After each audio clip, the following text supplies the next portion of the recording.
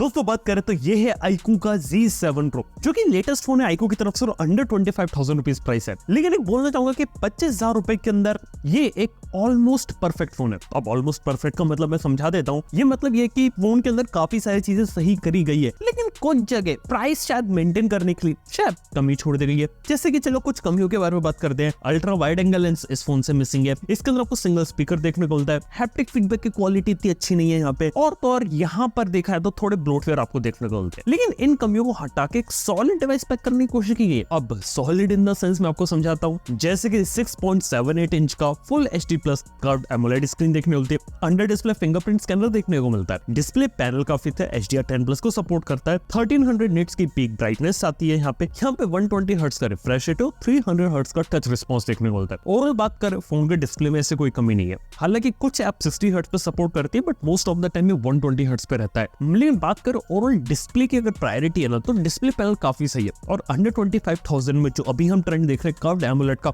उसके अंदर iQOO भी कूदी है, तो वो एक अच्छी चीज है। लेकिन इसके साथ ही iQOO ने एक और सही काम किया, वो है प्रोसेसर पे। इसके अंदर Dimensity 7200 डाला, जो कि आमतौर पर ये प्रोसेसर आता है फोन में 30,000 या उसके ऊपर। अंडर 25,000 में मिलना ये एक अच्छी काम है। परफॉर्मेंस आपको काफी अच्छी देखने को मिलेगी। आपको बेंचमार्किंग स्कोर वगैरह भी काफी सही, और गेमिंग के लिए भी फोन काफी सही हो जाता है। मतलब iQOO के फोन में एक बात मैंने देखी कि प्रोसेसर ये लोग सही प्राइस पे सही प्रोसेसर दे देते हैं। इसके साथ ही बात कर तो कमी लगती है UFS स्टोरेज की। हालांकि 25,000 रुपए के अंदर UFS 2.2 को रखा जा सकता है, क्योंकि और फोन में भी इसी टाइप का स्टोरेज आता है। हालांकि 3.0 3.1 देते तो मेरे को ज्यादा अच्छा लगता। खैर यहाँ पर एक चीज करी, शायद प्रोसेसर के साथ है, लेकिन अगर UFS 2.2 स्टोरेज भी देखे तो प्राइस पॉइंट के हिसाब से परफॉर्मेंस आपको ठीक देखने को मिलेगी। खैर ये कुछ चीजें तो यहाँ पर आपको अच्छी देखने को मिल रही है। लेकिन वही बात करें इस फोन के अंदर सॉफ्टवेयर का क्या, देखो सॉफ्टवेयर FunTouchOS 13 है, Android 13 बेस्ड है। और जैसे मैंने पास में FunTouchOS देखे तो यूजफुल तो है, फीचर रिच भी है, कुछ लोगों को पसंद भी आता है। प्रॉब्लम बस एक है कि कुछ ब्लोटवेयर दे दी, हॉट एप्स हॉट गेम्स दे दी,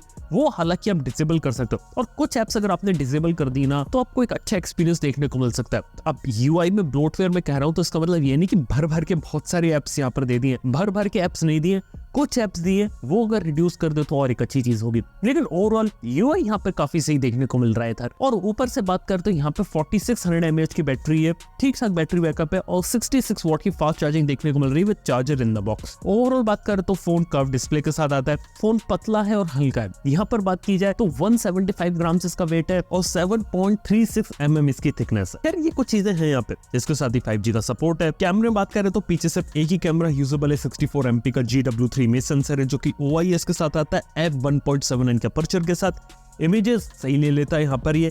इसके साथ ही सेल्फी में 16 MP का कैमरा दिया, वो भी देखा तो 25,000 रुपए के हिसाब से आपको एक अच्छा एक्सपीरियंस दे देता है। पीछे देखा जाए तो डुअल LED फ्लैश है। हालांकि इसे रिंग फॉर्मेट में दे रखा है तो रिंग लाइट का देती है, लेकिन एग्जैक्टली में डुअल LED फ्लैशेस ही आपको देखने को मिलते हैं।